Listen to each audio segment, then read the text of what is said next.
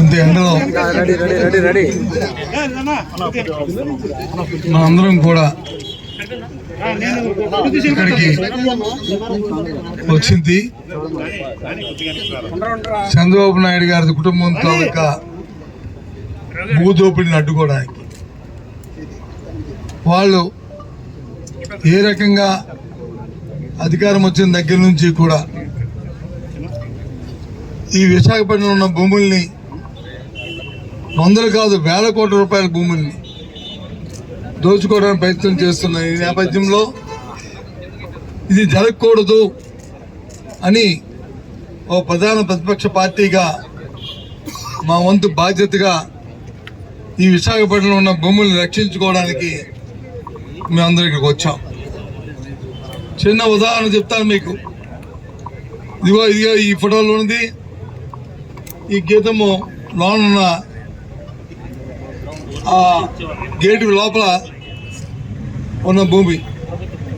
దాంట్లో ప్రభుత్వం వచ్చి ఆ రోజు బోర్డులు పాతింది.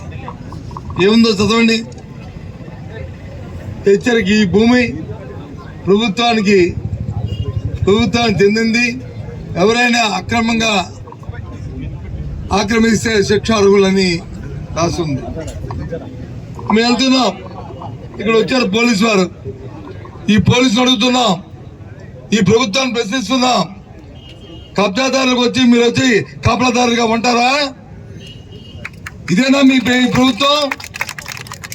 అందుకనే ఉంది పోలీసు వ్యవస్థ, అందుకనే ఉంది రాష్ట్ర ప్రభుత్వం తాలూకా ప్రజాస్వామ్యంలో మీకు ఇచ్చిన అధికారం.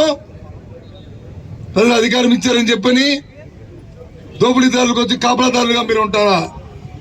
మేము ఇక్కడికి వస్తే మేము వచ్చాం ఒక శాసనమండలిలో ఒక ప్రతిపక్ష నాయకుగా, ఒక బాధ్యత వ్యక్తిగా.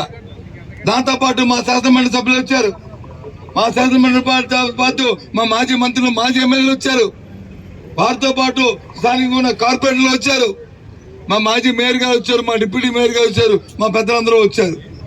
వస్తే మీ అందరమును మమ్మల్ని లోనికి వెళ్ళనీకంట ఇక్కడ వచ్చి అడ్డుకట్టేసి ఆపుతారా? ప్రభుత్వ భూమికి వచ్చి మేము చూస్తామంటే మాకు చూడడానికి వీల్లేదని ఆపుతారా? ఇదేనా ప్రభుత్వం? ఇదేనా ప్రభుత్వం తాలూకా పరిపాలన? ఈ విధంగా దోపిడియా?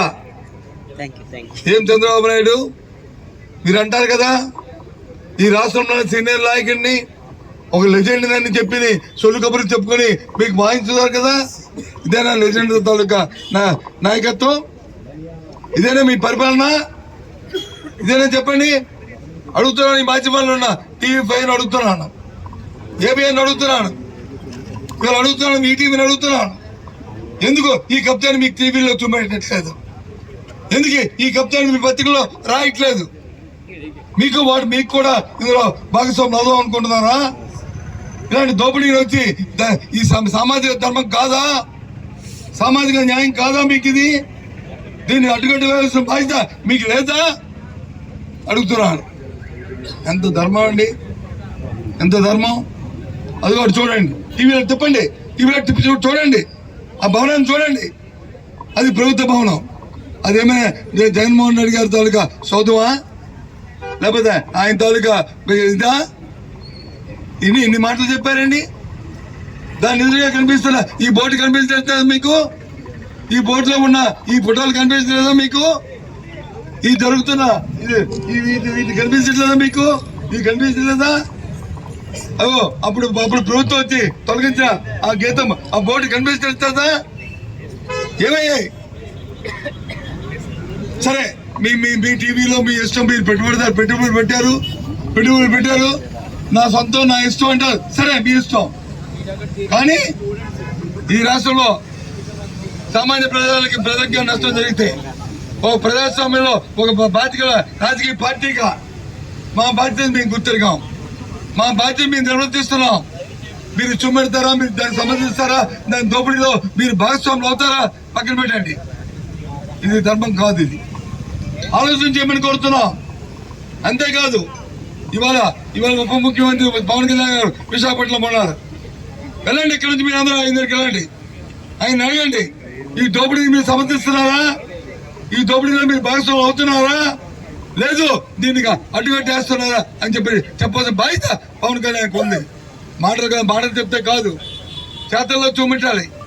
రాజకీయాల్లో స్వాస్థ్యంగా ఉండాలంటే మన తాలూకా పరివర్తన, మన తాలూకా నడవడిక, మనం చెప్పే మాటలు, దానికి వచ్చిన ఫలితాలు, దాన్ని బట్టి రాజకీయాలు ఉంటాయి. అంతేగాని ఆవేశాలు గవర్నర్తో మాట్లాడిన మాటలు ఎన్ని మాటలు చెప్పారండి మీరు? మరి ఎందుకు ఇవాళ మాట్లాడట్లేదు?